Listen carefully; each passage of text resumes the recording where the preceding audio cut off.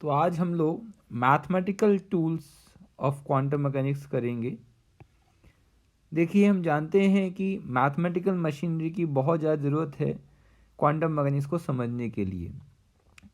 बहुत ज़्यादा mathematical scope तो नहीं है हमारी इस वीडियो का, लेकिन हमारा बेसिक अटैम्प्ट है जो भी मैथमेटिकली प्रैक्टिकल इश्यूज़ हैं क्वांटम मैकेनिक्स को सॉल्व करने के लिए, वो हम यहाँ पे आपको बता दें।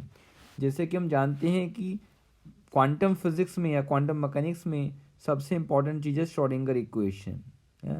श्रोडिंगर इक्वेशन को मैथमेटिकली देखें तो एक लीनियर इक्वेशन है, and the formalism of quantum mechanics deal with the operators which operators are linear. ठीक है, and wave functions quantum mechanics के वो सारे के सारे हिल्बर्ट स्पेस से बिलोंग्स करते हैं। ओके, तुम यहाँ पे हिल्बर्ट स्पेस को समझेंगे। जो मैथमेटिकल स्ट्रक्चर है क्वांटम मैकेनिक्स का, वो हिल्बर्ट स्पेस का स्ट्रक्चर है और सारे ऑपरेटर लीनियर ऑपरेटर हैं। जैसे कि हम जानते हैं कि दो फॉर्मलिज्म हैं, एक तो श्रोडिंगर वेव मैकेनिक्स है और एक हाइजेनबर्ग मैट्रिक्स मैकेनिक्स है। क्वांटम मैकेनिक्स को समझने के तरीके हैं, लेकिन एक और रिप्रेजेंटेशन है जो डिराक ने फॉर्मुलेट किया था, इसे डिराक ब्रैकेट नोटेशन कहते हैं, जिससे कि आप दोनों टेक्निक्स को ईजिली ग्रास्प कर सकते हैं। तो हम आते हैं हिल्बर्ट स्पेस को समझने के लिए।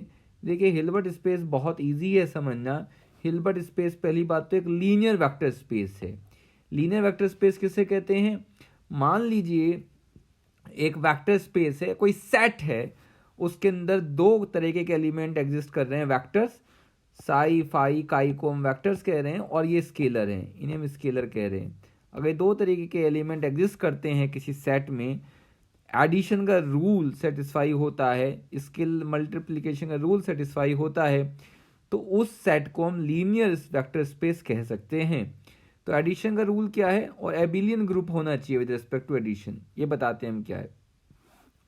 देखिए, एडिशन का रूल में यह है कि साई और फाई अगर वेक्टर एलिमेंट्स हैं तो साई प्लस फाई भी सेम स्पेस का वेक्टर एलिमेंट होगा, और साई प्लस फाई करें या फाई प्लस साई करें, दोनों बराबर होंगे। कम्यूटेटिविटी को होल्ड करेगा, और कम्यूटेटिविटी को होल्ड करना ही एबिलियन ग्रुप की पहचान है। बाकी सारी प्रॉपर्टी ग्रुप वाली प्रॉपर्टी ही हैं।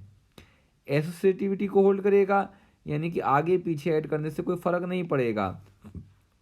इसके अलावा आइडेंटिटी एलिमेंट आप ऐड कर सकते हैं। जीरो जैसे हमने ऐड किया है नल वेक्टर, तो नल वेक्टर ऐड करने से वही वेक्टर हमें मिल रहा है। ओके, इन्वर्स वेक्टर अगर आप ऐड करेंगे तो आपको नल वेक्टर मिल जाएगा। तो ये सारी ग्रुप की प्रॉपर्टीज़ हैं, और कम्यूटेटिविटी को छोड़कर कम्यूटेटिविटी जो है इसे एबिलियन ग्रुप बनाती है। तो विद रेस्पेक्ट टू एडिशन, ये जो स्पेस है एबिलियन ग्रुप होना चाहिए। अच्छा, स्केलर मल्टीप्लिकेशन के लिए क्या है, किसी वेक्टर को किसी स्केलर से मल्टीप्लाई कर दोगे तो वेक्टर ही आएगा। ठीक है, दो ऐसे वेक्टर को ऐड कर देंगे तो भी वेक्टर मिलना चाहिए, है ना।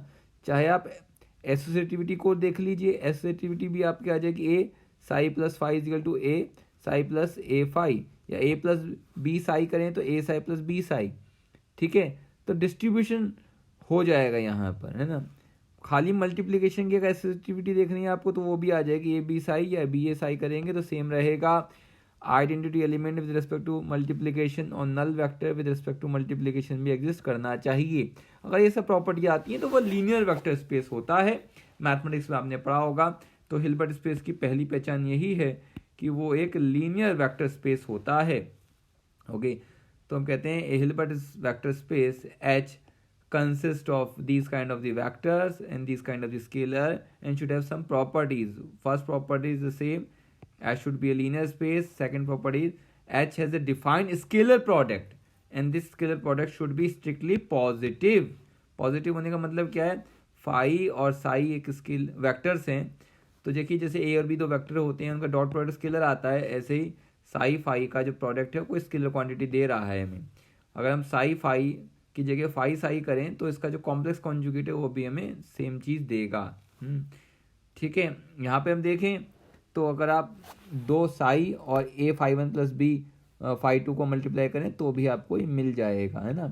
जैसे नॉर्मली करते हैं, वेक्टर ए को आप मल्टीप्लाई करते हैं ए सी प्लस बी डी, तो क्या होता है, डिस्ट्रीब्यूट हो जाता है, आसानी से डिस्ट्रीब्यूट हो जाता है, आपको ऐसे मिल जाता है। अपने आप से करेगा अगर इसके अंदर प्रोडक्ट तो ये नॉर्म देगा, और ये पॉजिटिव ही होगा, नेगेटिव नहीं हो सकता है, ये ध्यान रखिए हमेशा। अच्छा, दो प्रॉपर्टीज़ और हैं, एच सेपरेबल होना चाहिए हिल्बर्ट स्पेस जो है, और वो कंप्लीट होना चाहिए।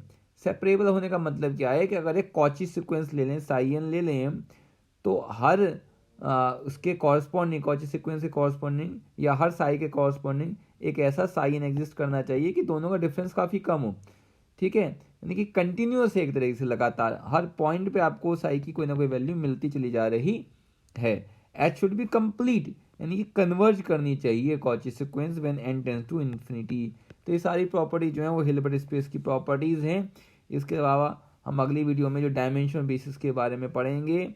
बेसिक फिजिक्स अगर आपको समझनी है जो 11-12 की, तो आप हमारा चैनल एक और है फिजिक्स चाचा, उसे आप सब्सक्राइब कर लीजिए। इसके अंदर हम बेसिकली IIT JEE और 11th and 12th की फिज़िक्स डिस्कस करते हैं। ठीक है, आई होप आपको ये क्वांटम फिज़िक्स के जो मैथमेटिकल टूल्स हैं, मशीनरी है, आपको समझ में आई होगी। मैं और डिस्कशन करूँगा इसके ऊपर, तो आप कंटिन्यूस बने रहिए, कमेंट्स वगैरह कीजिए। अगली वीडियो में डायमेंशंस एंड बेसिस जो है वेक्टर स्पेस के हम डिस्कस करेंगे, कुछ और चीज़ें डिस्कस करेंगे, डिराग नोटेशन डिस्कस करेंगे, और जल्द ही हम आपको इस उस पर ले आएंगे कि आप क्वांटम मैकेनिक्स समझने लगें, इनके नोटेशन आपको समझ में आने लगे। Okay, all the best. ये चैनल आप ज़रूर सब्सक्राइब कर लीजिएगा। Okay, all the best, thank you.